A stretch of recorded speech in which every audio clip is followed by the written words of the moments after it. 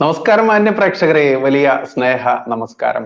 നോക്കൂ, വലിയ സന്തോഷത്തിന്റെ നാളുകൾ തന്നെയാണ് നമുക്ക് വന്നുകൊണ്ടിരിക്കുന്നത്. കാരണം BJP നേടിയ സീറ്റ് തൃശ്ശൂരിൽ തന്നെ ആദ്യ താമര വിരിഞ്ഞു. അതും സുരേഷ് ഗോപിക്ക്, അർഹതപ്പെട്ട ഒരു വ്യക്തിക്ക് തന്നെ താമര വിരിയിക്കാൻ പറ്റി എന്നുള്ള വലിയ സന്തോഷം. അദ്ദേഹം കേന്ദ്രമന്ത്രിയാവുന്നു. അതുപോലെ ജോർജ് കുര്യൻ എന്ന് പറയുന്ന ജോർജ് കുര്യൻ സാർ, അദ്ദേഹം കേന്ദ്രമന്ത്രിയാവുന്നു. അത്തരത്തിൽ വലിയ സന്തോഷം. മാത്രമല്ല, ഇന്നിപ്പോൾ ഗുരുവായൂർ ക്ഷേത്ര വികസനത്തിന് എത്രയോ കോടികൾ നീക്കിയിരിപ്പ് മോദിജി സുരേഷ് ഗോപിക്ക് നൽകുന്നു എന്ന് പറയുന്ന വലിയൊരു സന്തോഷത്തിന്റെ വാർത്ത കൂടി ഇന്ന് രാവിലെ മുതൽ കേട്ടു. ഇത് ഇങ്ങനെ ഈ പറയുന്ന BJP ഘടകങ്ങളിൽ, അതല്ലെങ്കിൽ NDA പക്ഷത്തിത്രത്തിൽ സന്തോഷത്തിന്റെ പൂത്തിരമാലകൾ ഇങ്ങനെ അടിക്കുന്ന സമയത്ത് CPM-ന്റെ പക്ഷത്തു നിന്ന് എന്തൊക്കെയാണ് കേൾക്കുന്നത് എന്ന് കഴിഞ്ഞ ദിവസം നമ്മൾ കണ്ടു. ശുംഭൻ ജയരാജന്റെ പ്രസംഗത്തിൽ പോരാളി ഷായി എന്ന് പറയുന്ന സൈബർ മേഖലയിലെ ഇടതുപക്ഷത്തിന്റെ ബലിയാടുകൾ, അതല്ലെങ്കിൽ ഇടതുപക്ഷത്തിന്റെ സൈബർ സിംഗങ്ങൾ, ആ സിംഗങ്ങളെയൊക്കെ കൃത്യമായിട്ട് BJP-യുടെയും കോൺഗ്രസിന്റെയും ഒക്കെ ചാരന്മാരായി വാഴ്ത്തിക്കൊണ്ട് ഇവരെയൊന്നും നമ്മൾക്കറിയില്ല, ഇവർ പാർട്ടിയുടെ ശത്രുക്കളാണ് എന്ന രീതിയിൽ തന്നെ ശുംഭൻ ജയരാജൻ സംസാരിക്കുന്നതൊക്കെ കേട്ടു. മാത്രമല്ല, പിണറായി വിജയൻ അടക്കമുള്ള അയാളുടെ ആഭ്യന്തര വകുപ്പ് ഈ പോരാളി ഷാജിയെ കണ്ടുപിടിക്കാൻ വേണ്ടി കൊണ്ടുപിടിച്ച മാർഗത്തിലൂടെ തെരഞ്ഞുകൊണ്ടിരിക്കുകയാണ്. ഒരു പക്ഷെ പിണറായി വിജയന്റെ മൂട്ടിൽ നിൽക്കുന്ന ആളുകൾ തന്നെ, അതല്ലെങ്കിൽ പൊളിറ്റ് ബ്യൂറോയിലുള്ളിൽ തന്നെ ആയിരിക്കും ചിലപ്പോൾ ഈ പോരാളി ഷാജി ഇരിക്കുന്നത് എന്ന് പറയേണ്ടതുണ്ട്. പോരാളി ഷാജി കൃത്യമായിട്ടും ഇതിനെതിരെ പ്രതികരിച്ച ആ വാർത്തകളും പോസ്റ്റുകളും ഒക്കെ അയാളുടെ പേജിൽ പോയി കഴിഞ്ഞാൽ, അതല്ലെങ്കിൽ ആ പോരാളി ഷാജി എന്ന് പറയുന്ന ആ പേജിൽ പോയി കഴിഞ്ഞാൽ കാണാൻ പറ്റും. അതിൽ ഏറ്റവും പ്രധാനപ്പെട്ട ഒരു പോസ്റ്റ് നമ്മൾ ഇവിടെ മനസ്സിലാക്കേണ്ടതുണ്ട്. അതെങ്ങനെയെന്നറിയാമോ? സ്വന്തം ആസനം പൊള്ളിയപ്പോൾ സാറന്മാർക്ക് നൊന്തു. പോരാളി ഷാജി ആരെന്ന് കണ്ടെത്താൻ കേരള പോലീസ് കച്ചകെട്ടി ഇറങ്ങി. ഫേസ്ബുക്കിനോട് റിപ്പോർട്ട് തേടി പഴയ മറ്റേ ഇന്നോവ വരുമോ എന്ന രീതിയിലുള്ള കാര്യങ്ങളൊക്കെ നടക്കുന്നു. കരുവന്നൂർ അടക്കമുള്ള ഇനി ഈ സത്യത്തിൽ ഈ പോരാളി ഷാജിയെ പ്രാന്ത് പിടിപ്പിച്ചത് എങ്ങനെയെന്ന് അറിയാമോ? ഈ നമുക്കറിയാം, വടകരയിൽ ഷാഫി പറമ്പിൽ ജയിച്ചല്ലോ. ഈ ഷാഫി പറമ്പിൽ ജയിച്ചതുമായി ബന്ധപ്പെട്ട് തന്നെയാണ് പോരാളി ഷാജിയുടെ ആ ബ്ലഡ് ഇങ്ങനെ തിളച്ച് ആദ്യം മറഞ്ഞത്. മാത്രമല്ല, തൃശ്ശൂരിൽ സുരേഷ് ഗോപി ജയിച്ചതോടുകൂടി ആ തിളപ്പ് അങ്ങോട്ട് കൂറി. അതുകൊണ്ട് തന്നെ ഇവർക്കെതിരെ, പിണറായി വിജയൻ അടക്കമുള്ള അധികാരത്തിലിരിക്കുന്ന CPM-ന്റെ സമുന്നത നേതാക്കന്മാർക്കെതിരെ തന്നെയാണ്, അവർക്ക് വേണ്ടി കൊല്ലാനും കൊലവിളിക്കാനും സൈബർ മേഖലയിൽ ഇറങ്ങിയിട്ടുള്ള ഈ പോരാളി ഷാജിമാർ ഇറങ്ങിയത്. ഇനി ഈ പോരാളി ഷാജി കുറെ ന്യായങ്ങൾ നിരത്തുന്നുണ്ട്. അത് കേൾക്കേണ്ടത് തന്നെയാണ്. അത് അയാളുടെ ഫേസ്ബുക്ക് പോസ്റ്റിലൂടെയാണ് ഈ ന്യായങ്ങൾ നിരത്തിയിട്ടുള്ളത്. ഇത് നമ്മൾ ആരും പറഞ്ഞതല്ല, CPM-ന്റെ സൈബർ പോരാളി തന്നെ ചെയ്തതാണ്. അയാൾ പറഞ്ഞ എങ്ങനെയെന്ന് അറിയാമോ? അങ്ങാടിയിൽ തോറ്റതിന് അമ്മയുടെ നെഞ്ചത്തേക്ക് അല്ല കയറേണ്ടത്. ഇങ്ങനെയാണ് ഷാജിയുടെ പോസ്റ്റ് ആരംഭിക്കുന്നത്, പോരാളി ഷായിയുടെ. പിന്നെ വരുന്നതോ, ഇത്രയും വലിയ തോൽവിയിലേക്ക് ഇടതുപക്ഷം പോകാനുള്ള കാരണം പോരാളി ഷാജിയോ ഗ്രൂപ്പോ അല്ല, അധികാരത്തിന്റെ സുഖ സൗകര്യങ്ങളിൽ ജനത്തെ മറന്ന് അവരെ പിഴിഞ്ഞ് ഭരിച്ചതാണ്.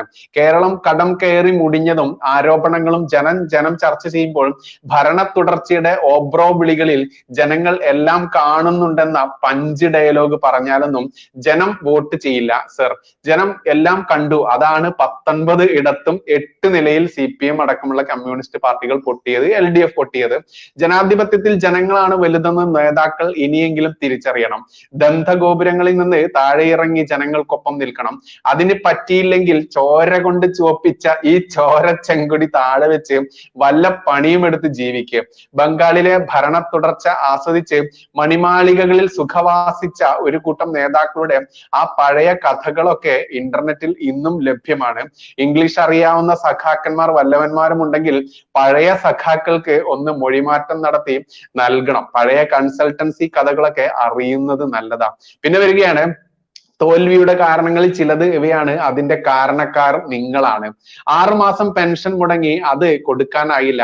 പെൻഷൻ നൽകാൻ ഇന്ധന വിലയിൽ ഏർപ്പെടുത്തിയ സെസ് എവിടെ? നമുക്ക് 2 രൂപ വീതമാണ് പെൻഷൻ കൊടുക്കാനെന്നും പറഞ്ഞുകൊണ്ട് ഇന്ധന വിലയിൽ നമ്മുടെ നാടെങ്ങും ഇല്ലാത്ത രൂപയിൽ ഇവിടെ 2 രൂപ കൂടുതൽ വാങ്ങുന്നത് അതിനു വേണ്ടിയിട്ടാണ്. അത് ഡയറക്റ്റ് സർക്കാർ പിരിക്കുന്ന, ഡയറക്റ്റ് സർക്കാരിന്റെ ഖജനാവിലേക്കാണ് പോകുന്നത്. പക്ഷെ ആ 2 രൂപ പെൻഷൻ കൊടുക്കുന്നില്ല. അതാണ് ഈ ചോദിച്ചിരിക്കുന്നത്. പെൻഷൻ ജനങ്ങളുടെ അവകാശമാണെന്ന് തുടർ ഭരണത്തിന് വേണ്ടി പറഞ്ഞു, പിന്നെ അത് കോടതിയിൽ മാറ്റി പറഞ്ഞു. ഇത് ജനം വിലയിരുത്തും. തിരിച്ചടിയാകുമെന്ന് മനസ്സിലാക്കാനുള്ള കഴിവ് നിങ്ങൾക്ക് ഇല്ലാതായോ? വിലക്കുറവിൽ സാധനങ്ങൾ വാങ്ങാൻ സാധാരണക്കാർ ആശ്രയിക്കുന്ന സപ്ലൈകോയിൽ സാധനങ്ങൾ ഉണ്ടോ? ഇല്ല. ആരെങ്കിലും വില കുറച്ച് നൽകാനുണ്ടെങ്കിൽ വില കുറയുന്നു എന്ന് ബേസിക് തിയറി പോലും മറന്ന് കേരളത്തെ വിലക്കയറ്റത്തിലേക്ക് തള്ളിവിട്ടു. പെൻഷൻ വാങ്ങുന്നവനും സപ്ലൈകോയിൽ നിന്ന് സാധനങ്ങൾ വാങ്ങുന്നവനുമാണ് നമ്മുടെ വോട്ടേഴ്സ് എന്ന് എന്തുകൊണ്ട് നിങ്ങൾക്ക് മനസ്സിലായില്ല? ഉത്തരം പറയണം. ഭരണം ലഭിച്ചത് മുതൽ ഘട്ടം ഘട്ടമായി ഉയർത്തേണ്ട കെട്ടിട പെർമിറ്റ് ഫീസ് കുത്തനെ കൂട്ടി സാധാരണക്കാരുടെ വീട് പണി പോലും തടസ്സപ്പെടുത്തി. അതുവഴി നിർമ്മാണ മേഖല തകർന്ന് നിർമ്മാണ തൊഴിലാളികൾക്ക് പണിയില്ലാതായി. ആരാ അതിന് ഉത്തരവാദി? നിർമ്മാണ മേഖല തകർന്നാൽ എല്ലാം തകരും. വീട് വെക്കുന്നവൻ പഞ്ചായത്തിൽ കെട്ടേണ്ട പെർമിറ്റ് ഫീ 15 ഇരട്ടി വർദ്ധിപ്പിച്ചത് എന്തുകൊണ്ടാണ്? ഒരു വർഷം മുമ്പ് വരെ 1400 കെട്ടേണ്ടവർ ഇന്ന് കെട്ടേണ്ടത് പഞ്ചായത്തിൽ 20,000-നും കോർപ്പറേഷന് 30,000-നും മുകളിലാണ്. അതുപോലെ തന്നെ കറണ്ട് ബില്ലും ഉയർത്തി. ഇതൊക്കെ തിരിച്ചടി ആകുമെന്ന് മനസ്സിലാക്കാൻ CPM-ന് ജര ബാധിച്ചോ എന്നുള്ളത് ചോദിക്കുന്നു. സംസ്ഥാനത്ത് സംരംഭങ്ങൾ കൊണ്ടുവരുന്നതിൽ സർക്കാരിന് വീഴ്ച സംഭവിച്ചു. കേരളം എന്ന് കേട്ടാൽ സംരംഭകർ കണ്ടം വഴി ഓടുന്ന അവസ്ഥയാണ് ഇന്നും. കാലത്തിന് ഒത്ത മാറ്റം കൊണ്ടുവരാൻ വൈകിയത് മൂലം ഉന്നത വിദ്യാഭ്യാസ മേഖലയിൽ നിലവാര തകർച്ച ഉണ്ടായി. അഖിലേന്ത്യാ തലത്തിൽ നടക്കുന്ന പരീക്ഷകളിൽ സർക്കാർ സ്കൂളുകളിൽ പഠിക്കുന്ന എത്ര വിദ്യാർത്ഥികൾ വിജയിക്കുന്നുണ്ട്? കോളേജ് വിദ്യാഭ്യാസം പൂർത്തിയാക്കുന്ന ഒരു വിദ്യാർത്ഥിക്ക് തെറ്റുകൂടാതെ 2 പാരഗ്രാഫ് ഇംഗ്ലീഷിൽ എഴുതാൻ അറിയാമോ? പ്രസംഗിക്കാൻ അറിയാമോ? എന്തിനേറെ നമ്മുടെ വിദ്യാഭ്യാസ മന്ത്രിയുടെ കാര്യം തന്നെ നമ്മൾക്ക് അറിയാം. ഒരു 5 അക്ക സംഖ്യ കൂട്ടി വായിക്കാൻ പോലും അറിയാത്തവനാണ് വിദ്യാഭ്യാസ മന്ത്രി. ഇനിയോ? ഉന്നത വിദ്യാഭ്യാസം പൂർത്തിയാക്കി ഇറങ്ങുന്ന വിദ്യാർത്ഥികൾക്ക് മികച്ച ശമ്പളത്തിൽ ജോലി പോലും കേരളത്തിൽ കിട്ടാനില്ല. കർണാടകയിലും തമിഴ്നാട്ടിലും തെലുങ്കാനയിലും പോയി ജോലി ചെയ്യേണ്ട അവസ്ഥയാണ് മലയാളികൾക്ക്. അതിനൊരു മാറ്റം ഉണ്ടാക്കാൻ നിങ്ങൾക്ക് സാധിച്ചോ? പിന്നെ പഴയ വീട് അളക്കൽ പരിപാടി ഷീറ്റ് ഇട്ടാലും കുറച്ച് കൂട്ടിയെടുത്താലും പണി, ഇതൊക്കെ വോട്ട് ചെയ്യുന്നവർ മറക്കുമോ? രണ്ടാം സർക്കാരിൽ ഏറ്റവും വലിയ പരാജയം MBD ആണ്. ജനത്തെ വെറുപ്പിച്ച് ഏമാന്മാർ വലിയ പിഴ ചുമത്തി ജനത്തെ പിഴിഞ്ഞ് ഇന്ത്യയിൽ മൊത്തമുള്ള നിയമം കേരളത്തിൽ മാത്രം അടിച്ചേൽപ്പിച്ചു. ഇന്ത്യയിൽ മൊത്തമുള്ള നിയമമാണ് ടൂറിസ്റ്റ് ബസ് വെള്ള കളർ കോഡ്. പക്ഷെ അത് കേരളത്തിൽ മാത്രം അടിച്ചേൽപ്പിച്ച് അതുകൊണ്ട് ബസ് ഫുൾ കർണാടകയിൽ പോയി രജിസ്ട്രേഷൻ ചെയ്തു. ഇങ്ങനെ ഒരുപാട് കാര്യം MBD ചെയ്ത് വെറുപ്പിക്കുന്നു. ഇങ്ങനെ പച്ചക്കിട്ട് അലക്കുകയാണ് ചെയ്തത്. അവസാനം കൊടുത്തിട്ടുണ്ട് NB. CPM-നെ വിമർശിക്കുന്നവരെ വളഞ്ഞിട്ട് ആക്രമിക്കുന്ന ശൈലി എന്നത് പോരാളി ഷാജി പേജിന്റെ ശൈലിയല്ല.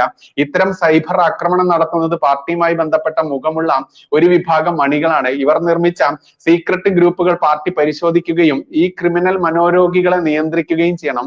ഞങ്ങൾ മാന്യമായ രീതിയിൽ മാത്രമേ പ്രതികരിക്കാറുള്ളൂ. പോരാളി ഷാജിയുടെ ലോഗോ ദുരുപയോഗം ചെയ്തു വരുന്ന വ്യാജ പോസ്റ്റുകൾക്കോ വ്യാജ പോരാളി ഷാജി പേജുകളിൽ വരുന്ന പോസ്റ്റുകൾക്കോ ഞങ്ങൾ ഉത്തരവാദികളല്ല. ഇത് മറുപടി അല്ല. ഇത്രയെങ്കിലും പറഞ്ഞില്ലെങ്കിൽ ഇടത് അനുകൂലിയാണെന്ന് പറയുന്നതിൽ അർത്ഥമില്ല. ഞങ്ങള് ആരുടെയും പൈസ വാങ്ങിയിട്ടുമില്ല, വാങ്ങുകയുമില്ല. പൈസ വാങ്ങി കുനിഞ്ഞു നിൽക്കാൻ ഞങ്ങൾക്ക് ബിനാമി ബിസിനസ് ഒന്നുമില്ല. ഒരു ഉപമ പറഞ്ഞതാണ്, ഇതിൽ പിടിച്ചു കയറേണ്ട രാഷ്ട്രീയ എതിരാളികൾ. കൂടുതൽ പറയിപ്പിക്കരുത്. എങ്ങനെയുണ്ട് മക്കളെ? പോരാളി ഷാജി തന്നെ കൃത്യമായിട്ടും പിണറായി വിജയനും ഈ പറയുന്ന സിൽബന്തികൾക്കും പച്ചയ്ക്ക് കൊടുക്കാനുള്ളത് കൊടുത്തിട്ടുണ്ട്. അതുകൊണ്ട് അവർ തമ്മിൽ അടിക്കട്ടെ, നമ്മൾക്ക് ഗാലറിയിൽ ഇരുന്ന് കളി കാണാമെന്ന് മാത്രമേ പറയാനുള്ളൂ. ഗംഭീരമായിട്ട് പോരാളി ഷാജി തന്നെ പിണറായി വിജയനെ ജയിലിന്റെ ഉള്ളിലേക്ക് കയറ്റുന്ന രീതിയിലേക്ക് കൃത്യമായും ഈ രീതിയിലുള്ള പ്രതികരണങ്ങളുമായി രംഗത്ത് വന്നിട്ടുണ്ട്. ജനങ്ങളിലേക്ക്, അതല്ലെങ്കിൽ സഖാക്കന്മാരുടെ ഉള്ളിലേക്ക് തന്നെ ഈ പോരാളി ഷാജിമാർ കൊടുക്കുന്ന കൃത്യമായിട്ടും ഇത്തരത്തിലുള്ള ഈ പ്രതികരണങ്ങളുണ്ടല്ലോ, അത് വരുത്തുന്ന ആ അടി ഉണ്ടല്ലോ, അത് ചില്ലറ അടിയൊന്നുമല്ല, ഒന്നൊന്നര അടി തന്നെയായിരിക്കും. എന്തായാലും അവർ തമ്മിൽ പരസ്പരം അടിച്ചങ്ങട്ട് തീരട്ടെ. ഇത് തന്നെയാണ് ഈ പറയുന്ന ത്രിപുരയിലും ബംഗാളിലും ഒക്കെ സംഭവിച്ചത്. ഇന്ന് ചുവന്ന കൊടി കാണണമെന്നുണ്ടെങ്കിൽ ത്രിപുരയിലും ബംഗാളിലും ഒക്കെ റെയിൽവേ സ്റ്റേഷനിൽ പോയാൽ പോലും കാണില്ല എന്നുള്ളതാണ് അവസ്ഥ. അവിടുത്തെ BJP ഓഫീസുകളിലേക്കാണ് ഇന്നിപ്പോ നിലവിലുള്ള ബാക്കി വരുന്ന CPM-കാർ ഓടിപ്പാഞ്ഞു കയറുന്നത്. അത്ര കണ്ട് ജനങ്ങൾ ഇവരെ ഓടിച്ചിട്ടടിക്കുന്ന അവസ്ഥ ത്രിപുരയിലും ബംഗാളിലും ഉണ്ട്. അതേ അവസ്ഥ കേരളത്തിലേക്ക് സംജാതമാവുകയാണ് എന്നുള്ളതിന്റെ കൃത്യമായ സാക്ഷാത്കാരം, അതല്ലെങ്കിൽ സാക്ഷീകരണം തന്നെയാണ് ഈ പോരാളി ഷാജിമാർ തന്നെ കൃത്യമായിട്ട് ഇത്തരത്തിൽ ഈ നമ്മൾ, അതായത് പ്രതിപക്ഷ പാർട്ടിക്കാർ പറയേണ്ട കാര്യങ്ങൾ തന്നെ പച്ചയ്ക്ക് വിളിച്ച് പറഞ്ഞുകൊണ്ട് രംഗത്ത് വന്നിരിക്കുന്നത്. നന്ദി, നമസ്കാരം. ജയ് ഹിന്ദ്, ജയ് ശ്രീറാം.